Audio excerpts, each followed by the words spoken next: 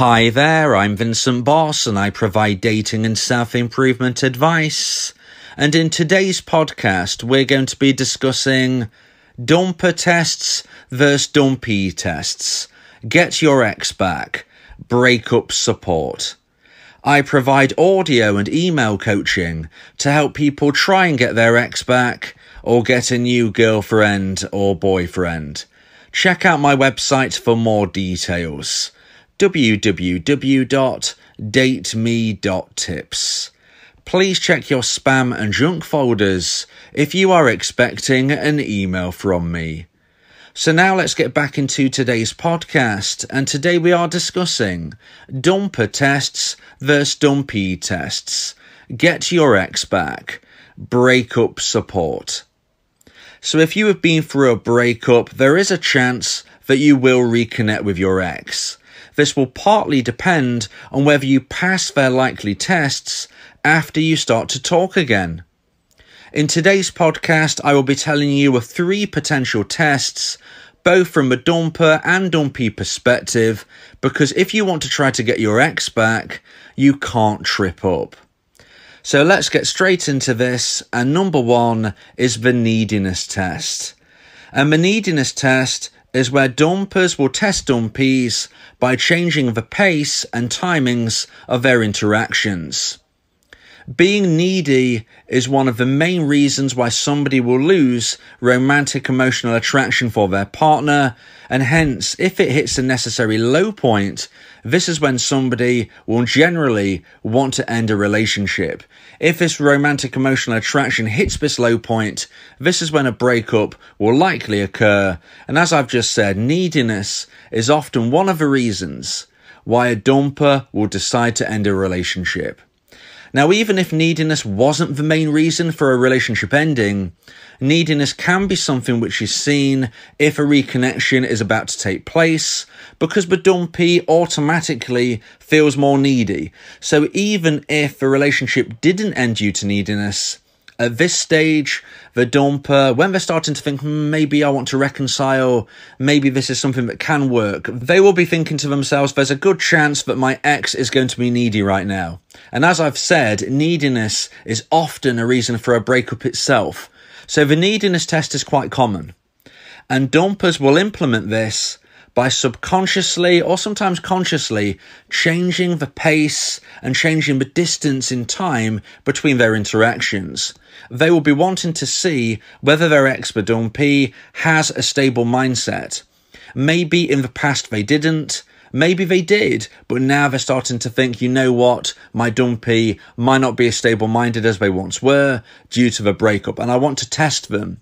Like I said, this could be subconsciously, or this could be something that they are very consciously implementing. But as a Dumpee, what you will see is you will receive contact from your ex, the Dumper, because this is how growth in a relationship can begin once more. The Dumper will reach out when the level of romantic emotional attraction has risen somewhat to the necessary high point. They will reach out, and the Dumpee, if they want to try to get their ex back, will respond. Now, if this conversation takes place, a Dumpee might think to themselves, well, this is going wonderful, the messages will keep flowing, and we will just get back together from here. But what they don't realise is the Dumper might throw in the neediness test, and this is when all of a sudden, midway through a conversation, the Dumper might not reply. And they might take many, many hours to reply. They might even not reply until the following day. And the Dumper will be testing the Dumpee to see how stable-minded they are. Will the Dumpee start sending messages? Will they start double texting? Will they start saying, have you got my last message? Why aren't you replying? What's going on? Will they start to lose emotional self-control? Or will they be able to just stay calm and wait for their ex, the Dumper, to get back to them? Because if there is going to be a reconnection, you have to see this as a game of tennis. You knock the ball over with one message, you must wait until you receive the ball back. You can't play tennis by knocking the ball over and then hitting the ball over again. You can't play that way. You must wait until it's not back to you, and then you play like that. So it's like that with texting. When you text back, you've got to wait till you get that message back again. So the Dumpee is in this position where they are being tested. They're tested for their neediness and whether they can stay calm and relaxed. The dumper might do this for a sustained period of time. There could be many interactions where there is a long gap in between. Maybe the conversation will flow day in and day out for 3 or 4 days, and then maybe nothing at all for 10 days. This will be the test, and the dumper will see if the dumpee can stand up to it. So now let's move into point number 2 and the second test that I'm getting into in today's podcast. And this time it is from a perspective of the dumpee and a test that a dumpee will give to the dumper. Now I like to call this the "This is my new life" test. So dumpees will sometimes test a returning dumper by speaking of new things they do or enjoy to see the dumper's reaction. Potentially this might be something that they know the dumper isn't a fan of. So if we imagine a situation where in the relationship before it ended, the dumpee-to-be knew that the dumper didn't really like them doing certain things. Maybe it is a hobby, maybe it's spending time with their friends, maybe it is going out clubbing, whatever it might be. And maybe they decided to live by the rules, you might say, for this relationship. Maybe they just didn't do the things that they really wanted to, and maybe they lived a life which wasn't really to their liking, and then to their shock, they get dumped. They get dumped when they was feeling that they was putting their life on hold somewhat. In this instance, a dumpee, once they get into single life, once they start to move forward, will often gravitate towards the things they've always wanted to do. Another example might be they start to get into new things. They start to try new things that they never did before. They might make new friends. They might join new classes, groups, or clubs.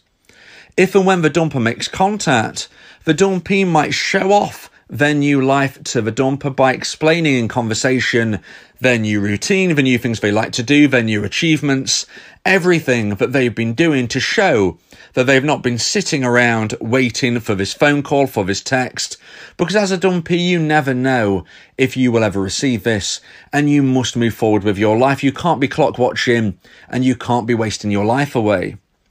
This is a test because the dumper will often think that they will find their dumpee in the same position where they left them. The dumper will often think that they know their dumpee inside and out, and that they would not have moved on or changed or grown in any way, where in essence the opposite is likely to have occurred. Most dumpees grow much more than dumpers. This is because dumpees know that they need to change their life, whereas dumpers have made the decision to end the relationship and don't really think they need to change anything. So often dumpers will come back to the situation and be shocked by their dumpee's new lifestyle. The dumpee is basically saying, I've grown, I've moved forward, and if you want to get back with me, if you want to grow a new relationship with me, you've got to accept these changes because I'm a version 2.0 of myself now. If a dumper has changed their mind, if a dumper really wants to reconnect once more, they must understand that the dumpee isn't the same person that they left. The dumpees move forward, and the dumper really should have done as well. Often, like I said though, the dumper will find out that the dumpee has grown much more than they have. So now let's get into point number 3 and the final test that I'm going to be mentioning in today's podcast. And test number 3 is the progression test. And this is another test set by dumpers to dumpees, and it is regarding life progression and future plans. Sometimes a breakup occurs due to stagnation, and the dumper wants to make sure their dumpee is now more forward thinking, and maybe they're starting to think of things which previously they wouldn't. An example of this may have been because the breakup occurred because the dumpee did not want to move into a house together with the dumper, and maybe the dumper thought, look, you're not serious about this relationship, you don't want to move forward, and hence I'm going to end the relationship. So this is a big test where they test the progression of the dumpee's mindset. So it could be, as I've said, to do with moving house potentially, or it could be a whole manner of other possibilities. Anything regarding stagnation is something the dumper will be testing for, and they want to make sure that their dumpee is now more forward thinking. Often this test is done silently, without any prodding or influence from the dumper. The dumper will literally be speaking with their dumpee and just listening to see what they hear, see if they get any indication of the dumpee moving forward. The dumper will listen, watch, and take note of how a dumpee showcases their current mindset. Has the dumpee made changes since the breakup? Has the dumpee had any new aspirations in their mindset, any new goals? Or is everything going to be the same in regards to what they have as future plans? The dumper could easily be in a position where they would genuinely want to reconnect, but after a few conversations, they decide to themselves, look, it's not going to go anywhere.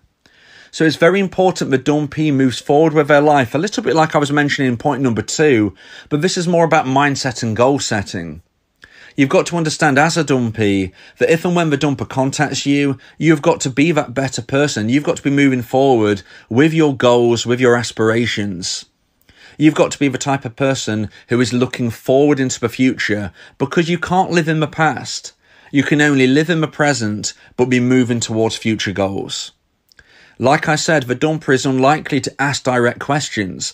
The dumper is unlikely to say to you, look, do you want to move in together or not? They are more likely to just be asking subtle questions and listening to how you portray yourself as a dumpee moving forward. And if you are not moving forward in a direction where a dumper feels that they want their life to go, then unfortunately, they will cut this reconciliation short. They might not even meet you.